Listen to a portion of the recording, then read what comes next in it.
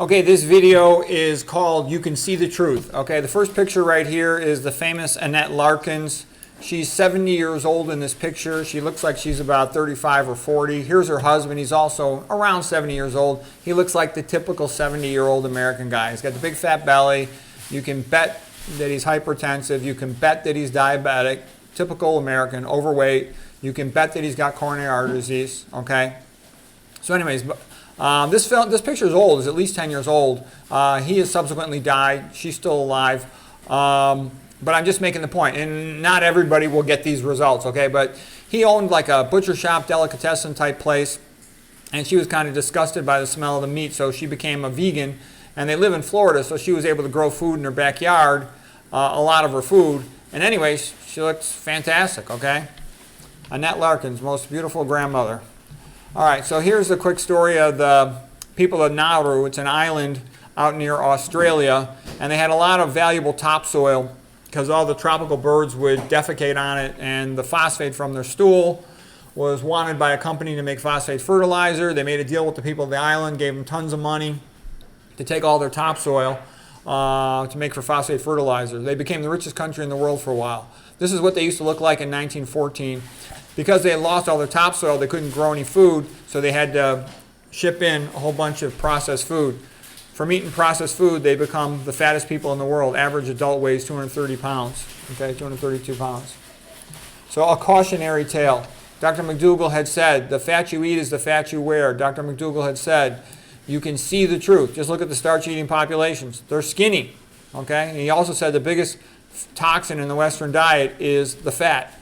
And Nathan Pritikin also said the way you divide diets, there's two main categories of diets. There's high-fat diets and low-fat diets. That's the most important distinguishing difference in diets, all right? Okay, Dr. McDougall, this is from his book, The Starch Solution. He pointed out all the large, healthy populations eat starch-based diets, you know. Sweet potatoes in South America, the Caribbean, Okinawa. You know, the Middle East was the bread basket, so to speak. Rice in the Asian countries. Okay, potatoes also in Ireland, corn in Mexico, for example, also in Kenya. Okay, so here's northern Mexico, the Sierra Madre Mountains, Copper Canyon area where the Tarahumara lived. The Pima used to be sort of a combined population with them. Mexican-American War, Pima absorbed into what is now Arizona, and they used to eat a similar diet. Now they eat a standard American diet. So let's take a look at the Pima. Here's what they used to look like, you know, fit, tough-looking, masculine guys looking like a college wrestling team, okay? Then, absorbed in Arizona, they eat the standard American diet. They're all fat and sick, okay? They got tons of health problems. They're notorious for tons of gallbladder disease and all these other problems. Most gallstones, like 95% of them are cholesterol gallstones, precipitating in the bile, supersaturating it with cholesterol, precipitate gallstone. Okay, they go for open heart surgery, gallbladder surgery, appendicitis surgery, all the things that low-fiber, high-fat, animal food eaters get, okay? Tarahumara, meanwhile, are famous for being able to run over 100 miles in just 2 days. Every guy in town, okay? Take your pick. Nathan Pritikin patterned his diet after them. And it's the same anywhere you go. The Yanomamo, South American jungle on the border of Venezuela and Brazil, you know, they got normal blood pressure, same as a teenager, all through their life from eating a primarily plant-based diet. Okay, and it's like that with all of them. The Simani eat about 70% calories, low-fat diet. They've also had the really clean coronary artery scans. Here's a Bruce Lee movie, and you know, it's like Bruce and all the extras. Everybody's skinny except for Bolo, and he's, you know, taking anabolic steroids. Okay, probably eating like a sumo wrestler. Everyone else is skinny. I lived in California for 4 years. I never saw a fat Asian, okay? They eat all this rice. It makes them skinny because only 1% of calories from fat. It's a starch.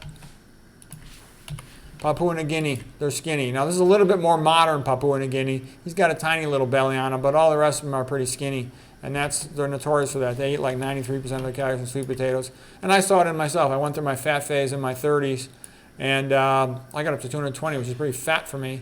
So then I, you know, became a vegetarian. I wasn't fully vegan, but I lost all the weight when I went vegetarian. I was a skim milk, lacto vegetarian for a while, but then I realized prostate cancer and a few other problems are increased by milk. So I stopped with the milk. It was probably about 7 years ago now. So anyways, you can see the truth. There's the point. Just a quick summary of that.